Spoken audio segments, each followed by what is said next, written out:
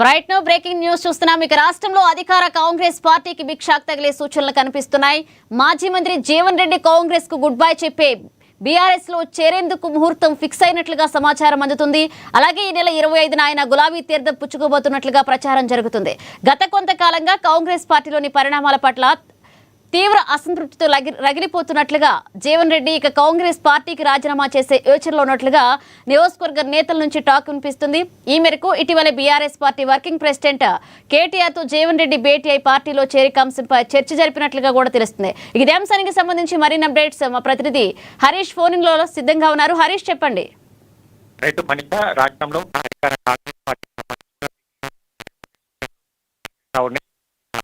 Party మాజీ మంత్రి senior నేత జీవన్ రెడ్డి కాంగ్రెస్ పార్టీని వీరి బీఆర్ఎస్ పార్టీలో చేరనున్నట్టుగా కూడా సమాచారం అందుతున్న నేపథ్యం అయితే కనిపిస్తోంది. గత కొంతకాలం నుంచి కూడా జీవన్ రెడ్డి అసంతృప్తి వ్యక్తం చేస్తూ వస్తున్నారు. ప్రధానంగా కాంగ్రెస్ పార్టీకి సంబంధించి కూడా ప్రాధాన్యత లేదు. ఇక సీనియర్ నేతగా తాను మాజీ మంత్రిగా పనిచేశారు. పార్టీకి కూడా పలు సేవలు చేసిన నేపథ్యం కావచ్చు, వాటన్నిటిని కూడా పార్టీ ఇప్పుడు విస్మరించింది.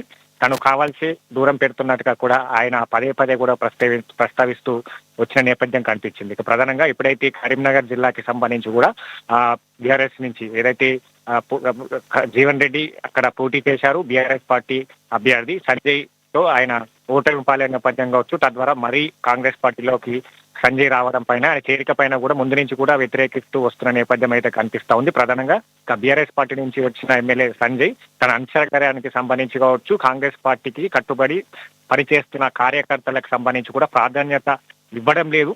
ఎవరైతే బీఆర్ఎస్ కొమ్ము కాస్తున్న గతంలో కాంగ్రెస్ పార్టీని ఓటమి పాలు చేసేందుకు పనిచేసిన కొమ్ము కాల్చిన ఆ నేతలకి ప్రాధాన్యత కల్పిస్తా ఉన్నట్టుగా కూడా పదే పదే ఆయన ప్రస్తావించి వచ్చారు.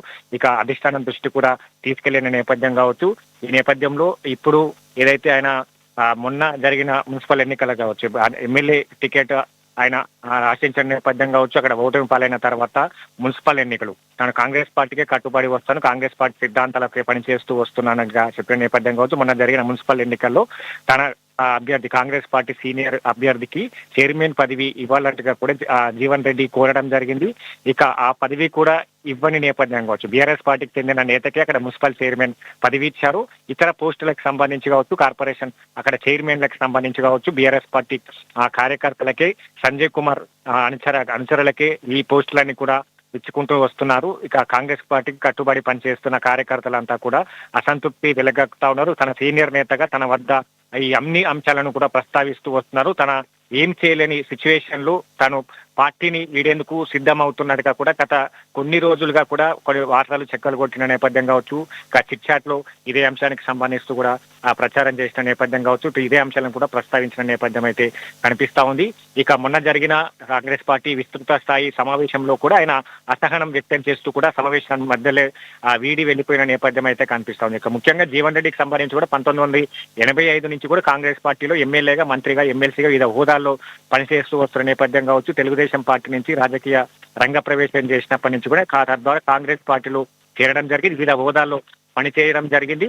ముఖ్యంగా కాంగ్రెస్ పార్టీ కార్యక్రమాలు కావచ్చు, కాంగ్రెస్ పార్టీ సిద్ధాంతాలకు కట్టుబడి పనిచేస్తున్న వ్యక్తికి ఈ మధ్యలో ఏదైతే ప్రాధాన్యత ఇవ్వకపోవడం కావచ్చు, బీఆర్ఎస్ పార్టీకి సంబంధించిన ఆ ఎమ్మెల్యే ఎప్పుడైతే చేరిక జరిగిందో కాంగ్రెస్ పార్టీ కరీంనగర్ లో అల్లకొల్లాల వాతావరణం ఏర్పడింది. కార్యకర్తలంతా కూడా వివిధ ఏదైతే పదవులకు సంబంధించి కావచ్చు వాటన్నిటిని కూడా బీఆర్ఎస్ నేతలకి కట్టబెడుతున్న నేపథ్యం వీటన్నిటిని నేను చూసి ఉండలేకపోతా ఉన్నాను. పార్టీ కూడా పట్టించుకోవట్లేని పరిస్థితి ఉంది. అధిష్టానం కూడా మొరపెట్టుకున్నాను, లేఖలు రాశాను. ఆ లేఖలకు కూడా అధిష్టానం కూడా ఇప్పటి వరకు స్పందించని పరిస్థితి అయితే కనిపిస్తా ఉంది.